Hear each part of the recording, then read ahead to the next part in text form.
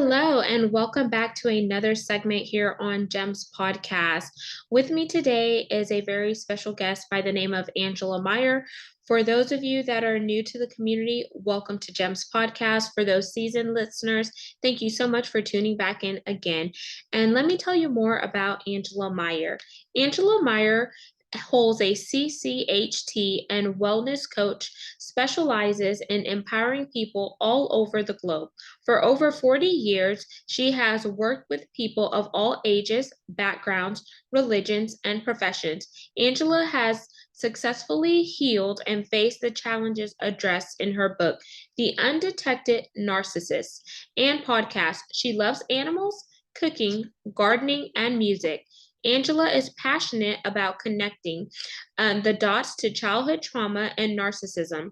Angela wants to reduce domestic violence and psychological abuse by educating and teaching people about narcissism without the stigma of guilt or shame. Angela wants to help everyone better understand themselves and how people's behaviors and actions impact one another, coming from a place of love, compassion, hope, and understanding. So, without further ado, please welcome Angela Myer to GEMS Podcast. Thank you for having me.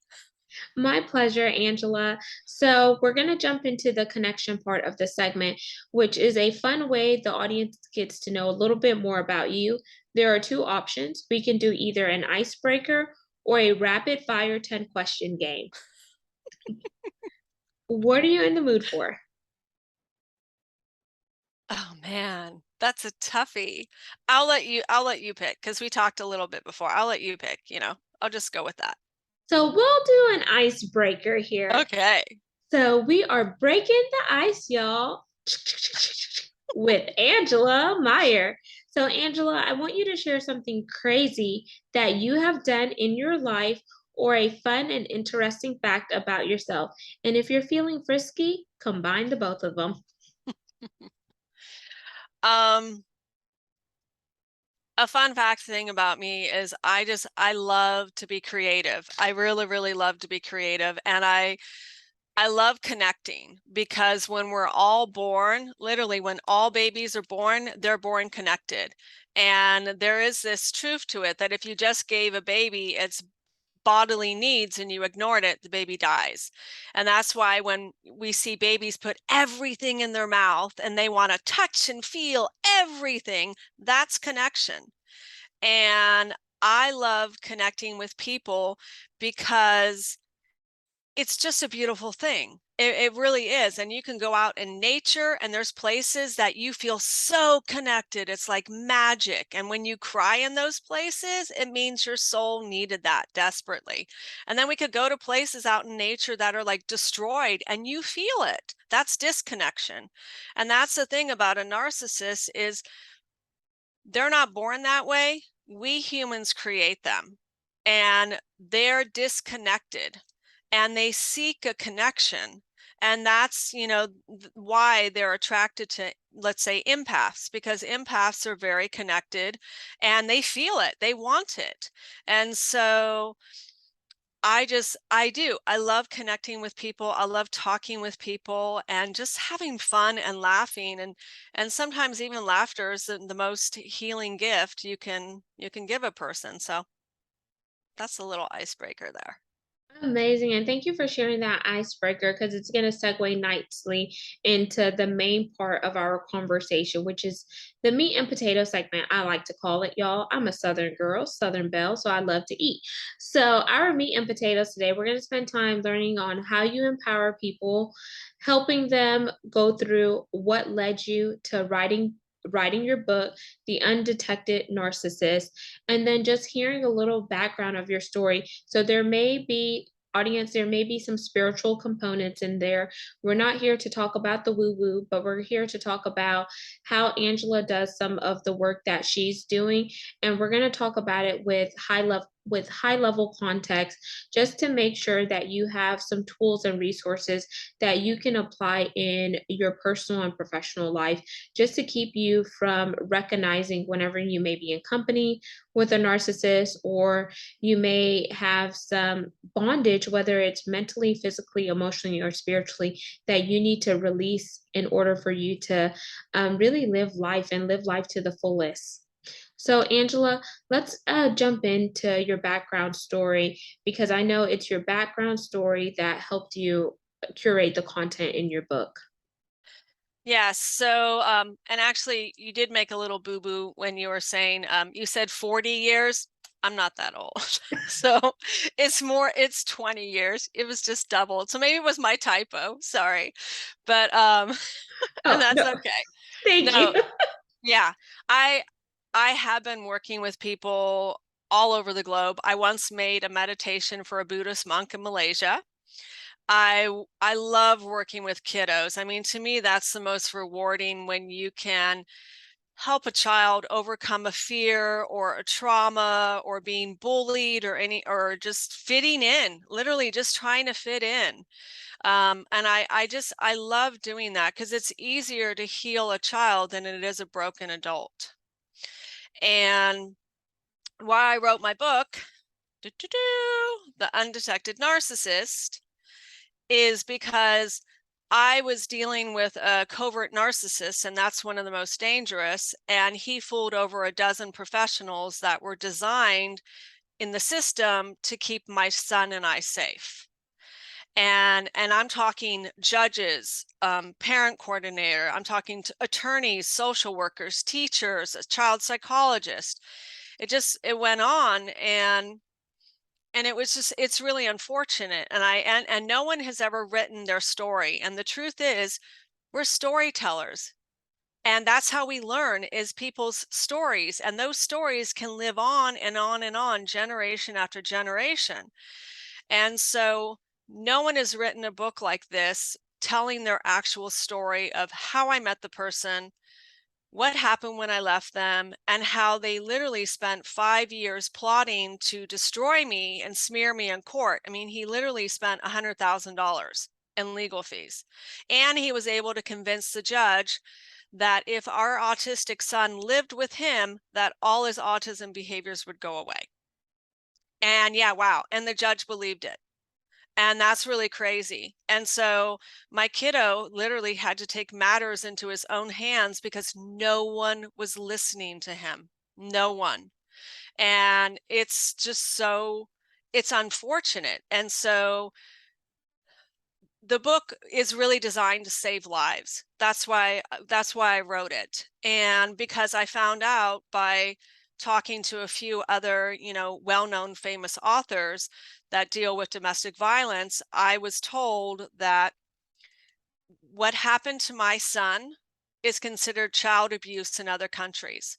And what happened to us is considered a crime in other countries. But in the United States, they're getting away with it every single day.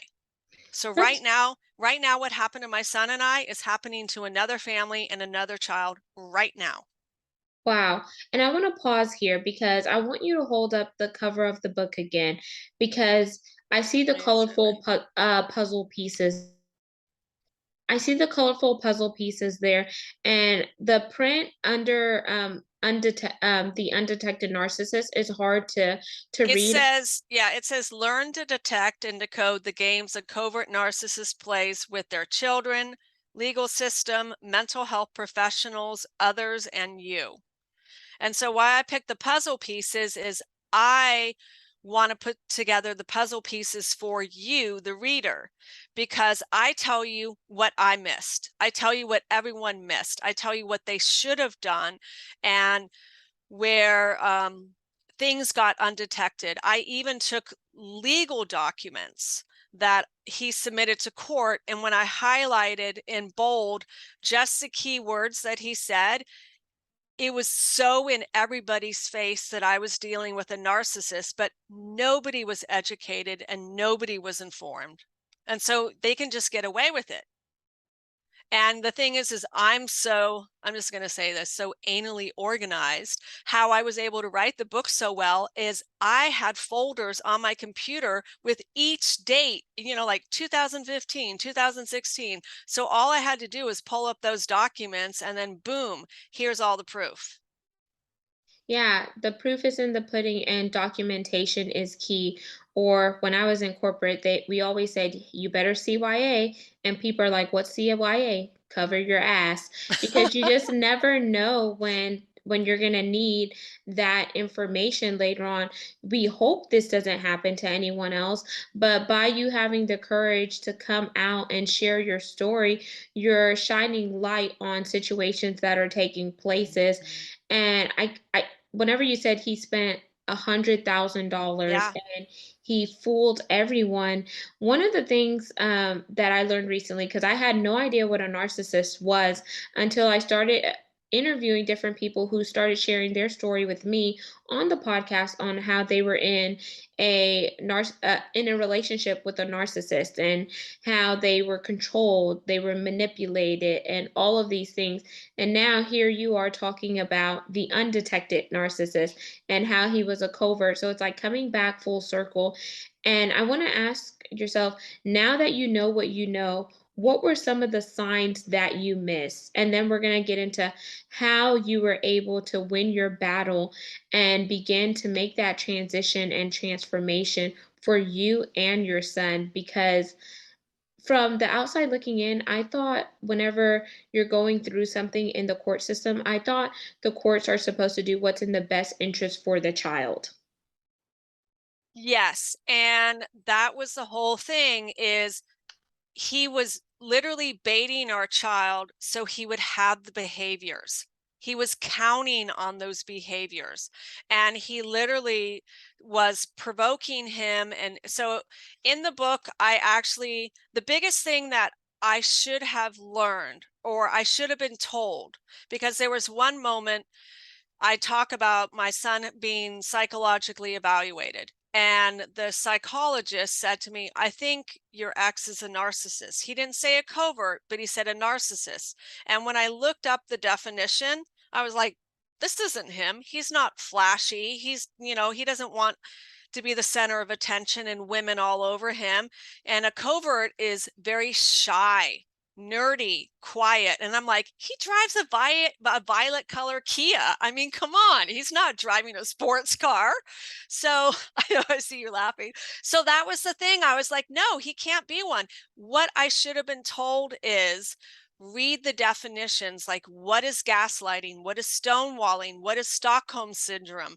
All of that is in this. Each chapter I tell you what's a dark triad, what's a dog whistle.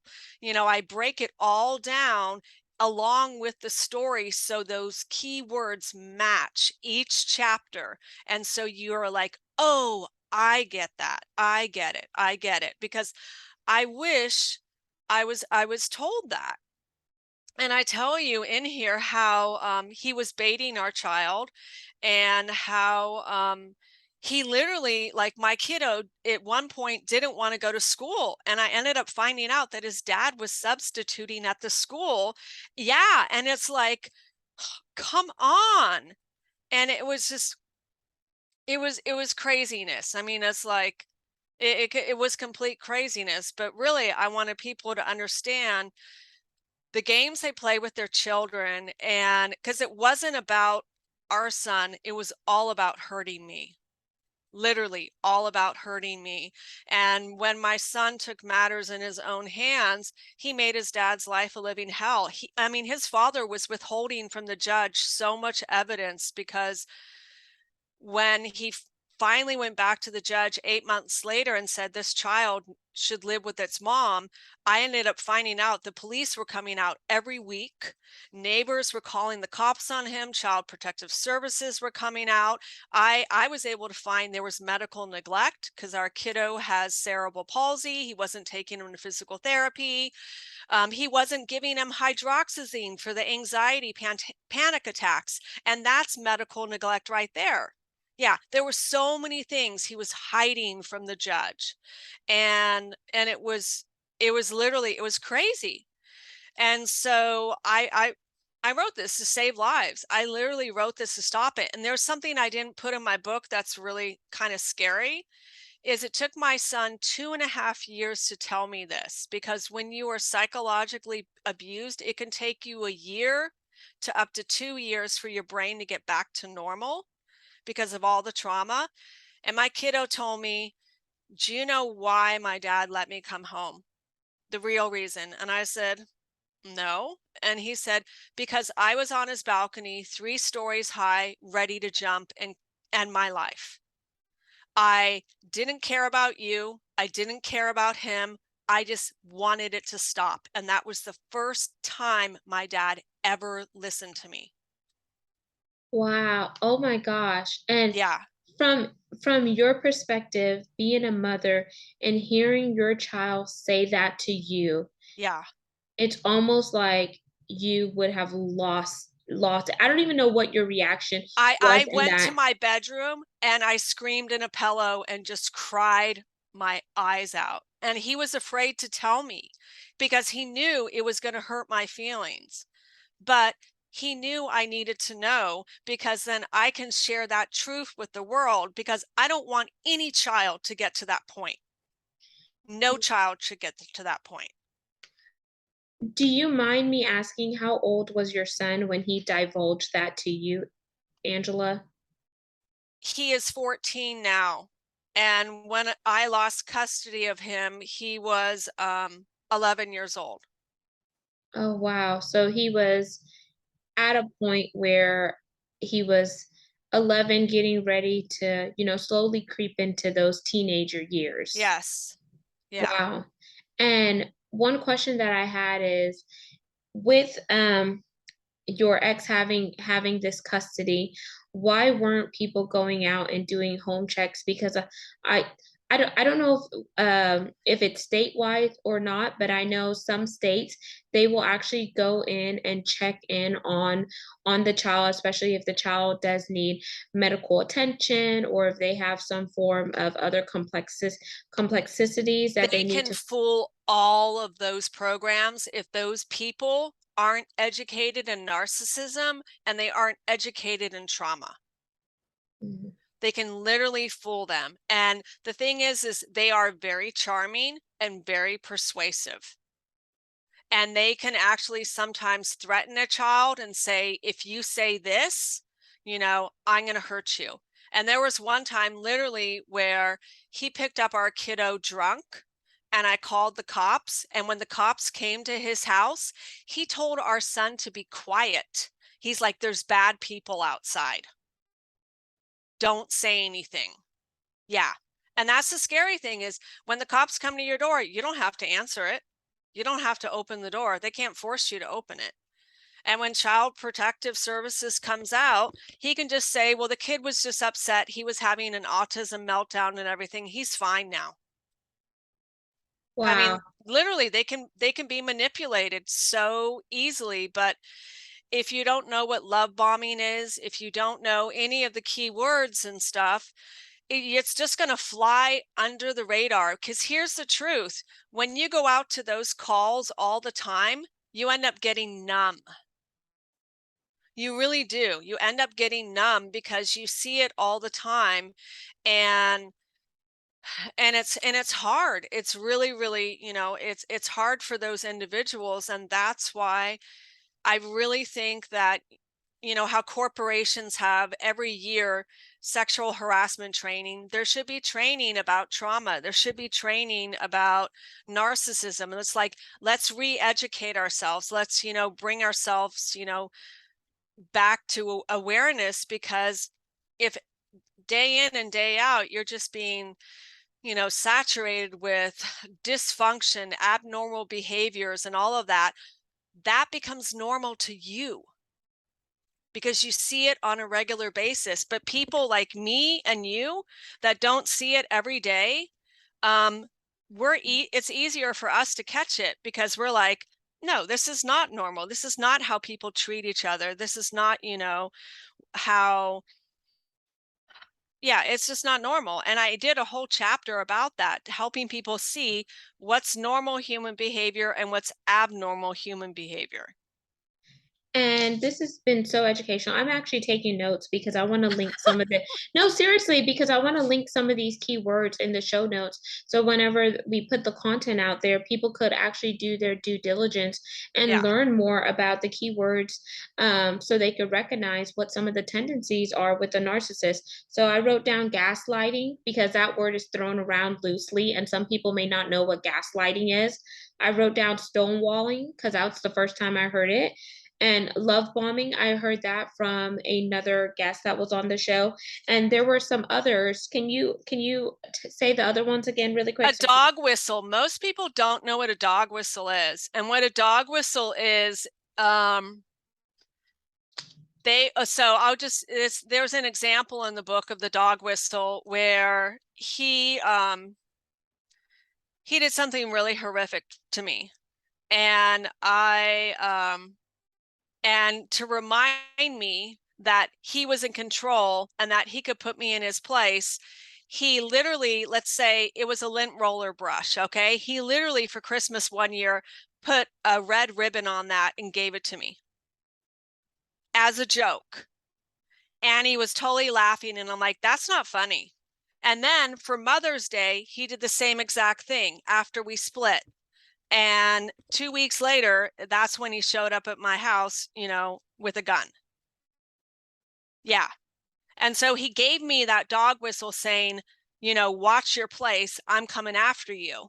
And I didn't realize it at the time, but that was a warning, that I should have took. And so if anyone that's watching this, they give you, if there's something attached to that trauma experience, you'll know when you read the book. I mean, you'll just know. And the book's on Amazon. It's on lots of different platforms. And I have a blog post and a podcast. And in the blog post and podcast, I literally had the keyword definitions on there.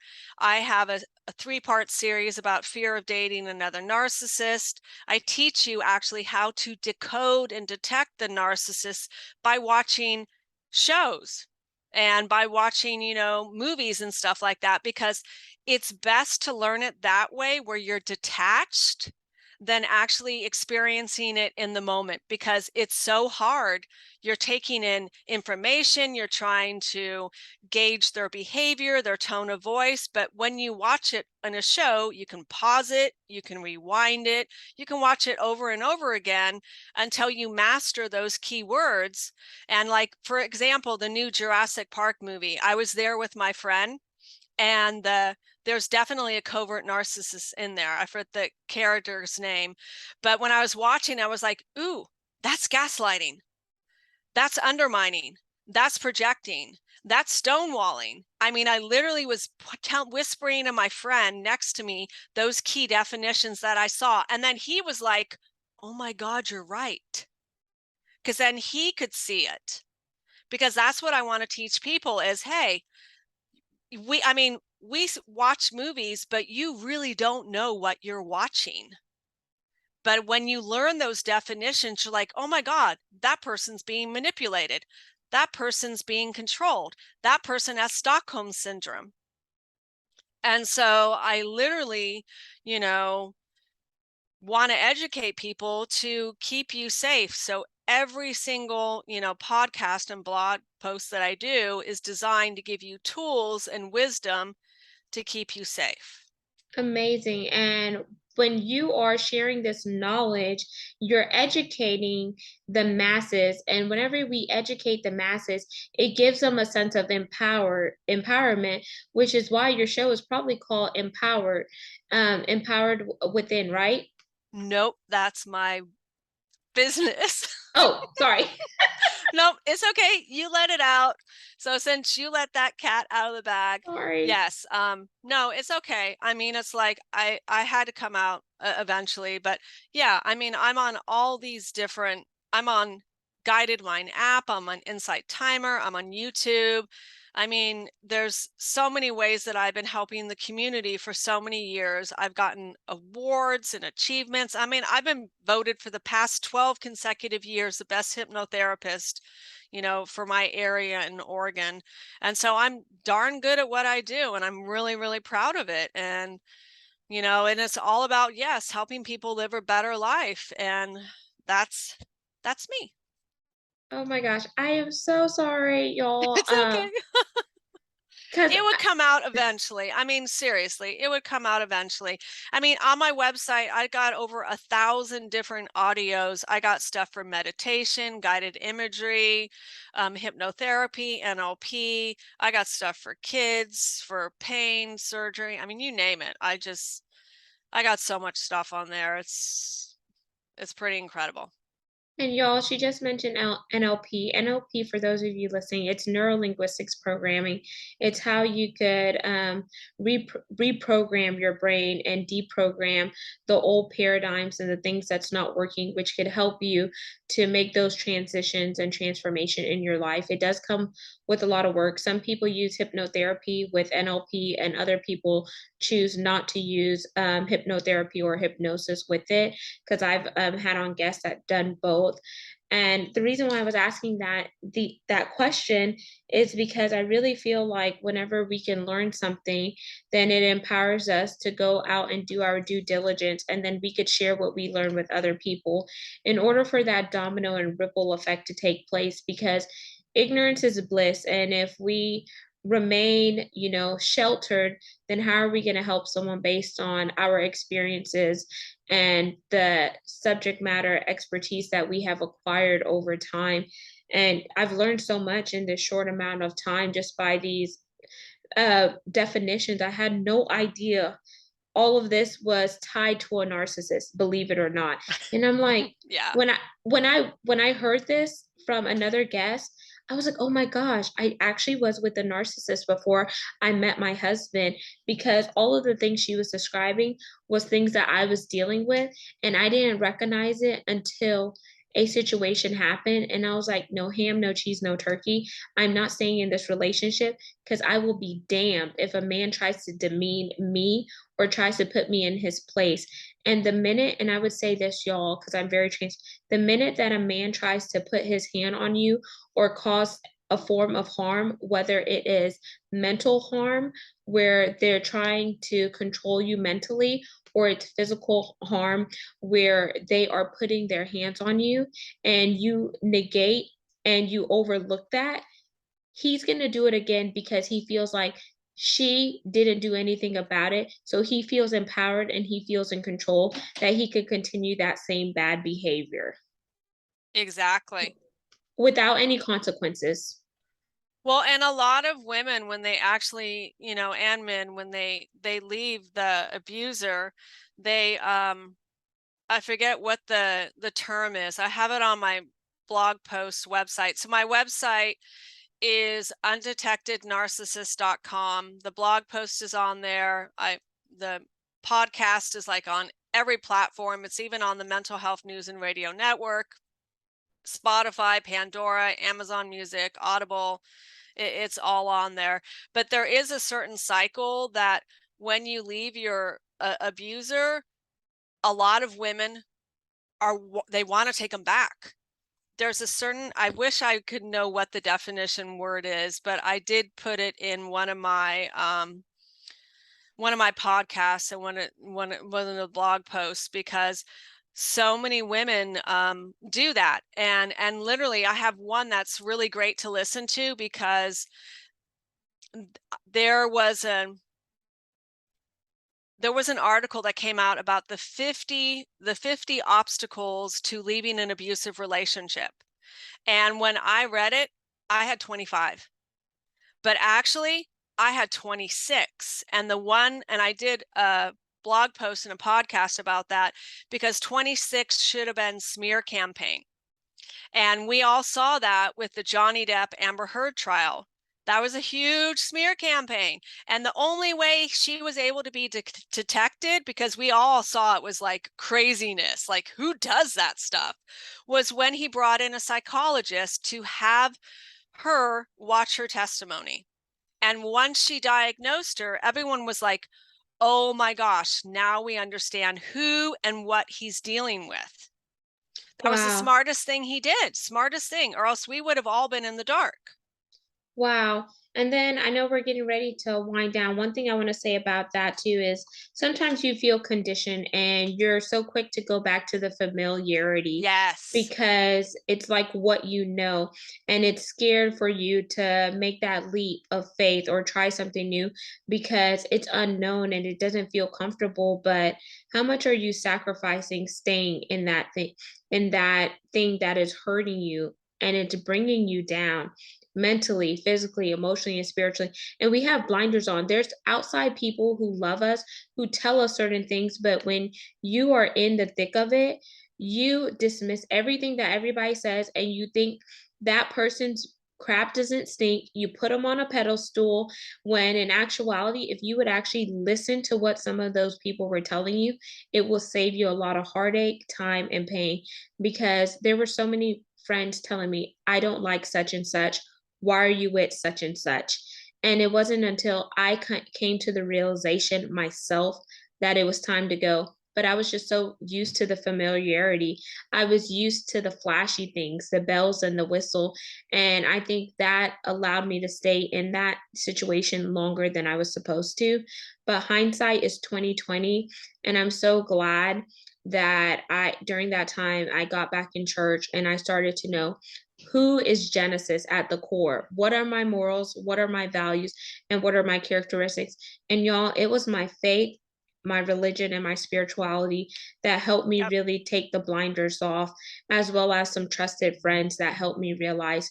And now I'm happy, I'm whole, I'm well, I'm complete. I'm married to my husband who I love dearly. And, it was hard in the beginning because I had some of those bondages that I was taking into a new relationship.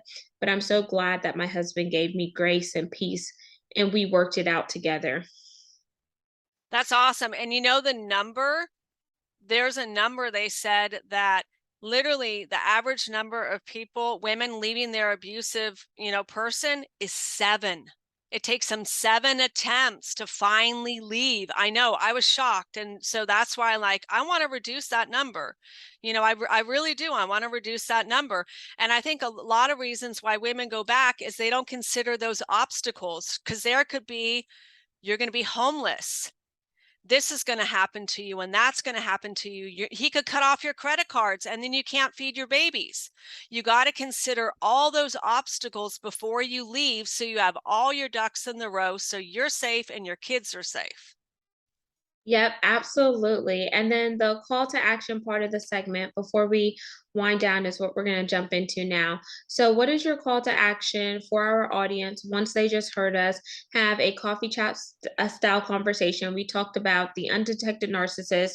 We also talked about you dealing with a child that has autism and you having to, do what's best for your child because if you didn't learn this stuff, you wouldn't have been able to help your child. And that's probably going to come in a part two because we didn't really go into all the stuff that Angela did today. But y'all, I just encourage you to grab that book so you could find out more. So whenever we do bring Angela back on, we could really have a Q&A session because you'll be able to connect the dots.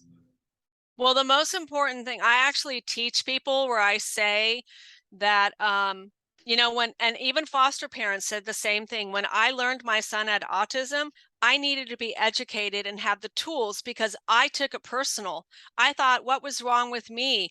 And when he acted out, I thought I was a bad parent. But once I was educated and informed, then I knew not to take his stuff be personal. I didn't get traumatized or wounded by it. I then knew how to support him. And that's the same thing with narcissism and even trauma. When you don't know who and what you're dealing with, you're going to take it personal. You're going to get traumatized. You're going to think like when they gaslight you, like, and try to change your reality, well, maybe it really is me. Maybe I really am crazy, but it's not. Yep. So That was an awesome question you asked. So thank you. My pleasure. And then your main website that has all of the backlinks to your socials, because I know your podcast is on all major audio platforms. So can you plug your main website that you like to drive traffic to? The main website for this book is undetectednarcissist.com. Okay. Yeah. And then if you want any meditations, any kind of processes, my other business is empoweredwithin.com. And Perfect. that's, yeah. So I have two separate, businesses, and you'll be like, oh, there's two different names, but that's me. Cause you'll see the picture, the picture you see on the back of this is me wearing a wig and glasses, and that was to keep me safe. Okay. So you Yeah. guys are lucky because this is my first coming out. I laugh and I say, I'm coming out of the closet, you know. So thank you for So sharing that yeah. and for um, giving us like a bonus and a reveal, because that's what it is, because this is the first time you're coming out. Yeah. So yeah, whenever you shared that, I was like, oh, okay. So that's very interesting, Angela. And I just want to commend you for just being resilient, having confidence, talking about your story, and just helping other people navigate their journey. Audience, once again, all of Angela's contact information will be in the show notes. All you have to do is read, scroll on down, and get plugged into with Angela. And this content will be on 40 plus platforms. So make sure you like, comment, follow, and subscribe. And the video, for those of you who like to see video, will be on our YouTube channel. So you could go to GEMS, GEMS, with Genesis Amaris Kemp to see this recording. And lastly, but not least, where would I be without my supporters? You know, I only think about you. That is a remix. I was not the original writer of the song. It's a hip hop artist by the name of Ja Rule. So don't sue me. I want to thank each one of you for just supporting the guests that I bring into the community, as well as the mission and movement behind the show, which is to put out content that is educational, inspirational, and motivational, while we also connect the dots of diversity, equity, inclusion, and belonging. Because if we don't engage in difficult, transparent, raw conversations, then we're just sitting at the surface level, and playing it at the surface level is no longer helping us win or get delivered in order for transformations to take place in our life. So I want you to think about that. And we are looking for brand sponsors. It is paid sponsorship, but you can find more info by going to my website, genesisamariscamp.net, or sending me an email to genesisamariscamp@gmail.com to learn more how we can partner, collaborate in order to have a global impact and go further whenever we could come together and collaborate based on our zones of genius. So until the next guest, next segment, peace, love, and lots of blessings, y'all. Yes. I'm so glad that you were able to rock out with us today, and I hope you learned something new. And don't hold all this information, share it with somebody else, because you never know if they may be dealing with a narcissist, and this recording can help them get free.